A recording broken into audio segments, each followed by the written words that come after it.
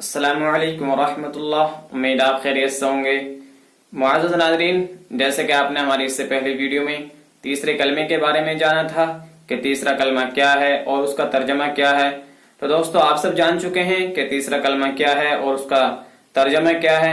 اگر آپ نے ابھی تک تیسرے کلمے والی ویڈیو نہیں دیکھی ہے تو ہم آپ کو سجیسٹ کرتے ہیں کہ آئی بٹن پر کلک کر کر ہماری تیسرے کلمے والی ویڈیو دیکھیں، جس سے کہ آپ بھی جان سکیں کہ تیسرا کلمہ کیا ہے۔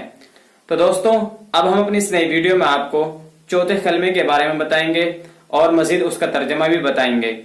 تو چلیے دوستو آج کی ویڈیو اسٹارٹ کرتے ہیں۔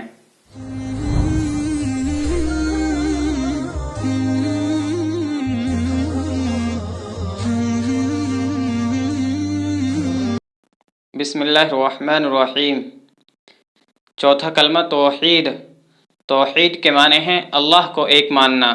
لا الہ الا اللہ وحدہ لا شریک لہ لہ الملک ولہ الحمد یحیی ویمیت وہو حی لا یموت ابدا ابدا ذو الجلال والاکرام بیدہ الخیر وہو علی کل شیء قدیر۔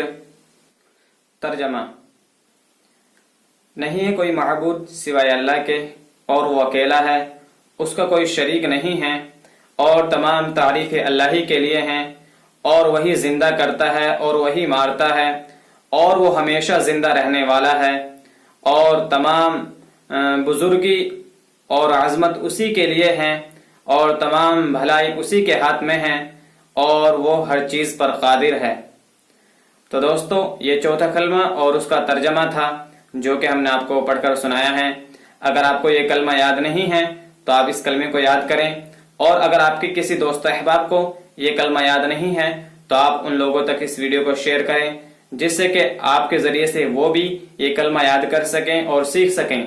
تو دوستو اگر یہ ویڈیو آپ کو پسند آئی ہے تو آپ اس ویڈیو کو لائک کریں، شیئر کریں، اور اگر آپ کے من میں کوئی اور سوال ہے تو آپ ہمیں نیچے کمنٹ باکس میں بتائیں، اور اگر آپ نے ہمارے اس چینل کو ابھی تک سبسکرائب نہیں کیا ہے تو آپ سبسکرائب کر کے بیل آئیکن کو بھی دبائیں، جس سے کہ آنے والی ہر ویڈیو کی نوٹیفیکیشن آپ تک پہنچتی رہے۔ تو دوستو آج کی اس ویڈیو میں بس اتنا ہی، ملتے ہیں ایک نئی دوسری ویڈیو کے ساتھ، تب تک کے لیے خدا حافظ۔